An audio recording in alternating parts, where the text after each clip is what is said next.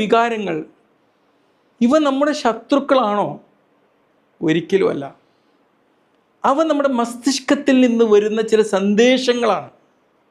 അതെപ്പോഴും നമ്മുടെ തലച്ചോറിൽ ഇങ്ങനെ വാഴ്ന്നുകൊണ്ടിരിക്കാൻ വേണ്ടിയുള്ളതല്ല. ഉദാഹരണത്തിന്, നിങ്ങൾക്കൊരു ഭയം തോന്നുകയാണ്. അതെന്താണ് നൽകുന്നത്? എന്തോ ഒരു അപകടത്തെക്കുറിച്ചുള്ള മുന്നറിയിപ്പാണ് നൽകുന്നത്. നിങ്ങൾക്ക് ദേഷ്യം വരികയാണ്. നിങ്ങളോട് ആരോ കാണിച്ച എന്തോ ഒരു അനീതിയെയാണ് അത് സൂചിപ്പിക്കുന്നത്. നിങ്ങൾക്ക് ദുഃഖം വരികയാണ്. നിങ്ങൾക്ക് ഉണ്ടായ എന്തോ ഒരു നഷ്ടത്തെക്കുറിച്ചാണ് അത് സൂചിപ്പിക്കുന്നത്.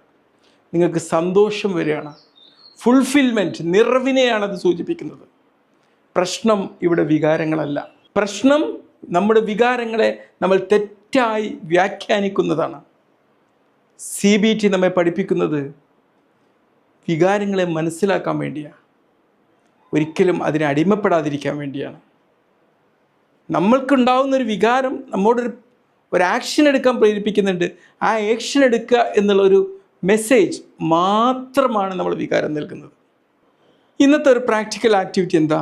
ഇന്ന് നിങ്ങൾക്ക് എന്തെങ്കിലും ഒരു വികാരം തോന്നുമ്പോൾ അതിനൊന്ന് പേരിട്ട് തിരിച്ചറിയാം. എനിക്കിന്ന് എൻ്റെ ദിവസം വളരെ കുളമാണ്, ഐ ഫീൽ ബാഡ് എന്നൊക്കെ പറയാതെ അതിന് സ്പെസിഫിക് ആയിട്ട് ഞാൻ ഫ്രസ്ട്രേറ്റഡ് ആണ്, ഞാൻ വളരെ ഡിസപ്പോയിൻറ്റഡ് ആണ്, എനിക്ക് ഒരുപാട് ഉത്കണ്ഠയുണ്ട് എന്നൊക്കെ സ്പെസിഫിക് ആയിട്ട് ആ വികാരത്തെ ഒന്ന് മെൻഷൻ ചെയ്യാം.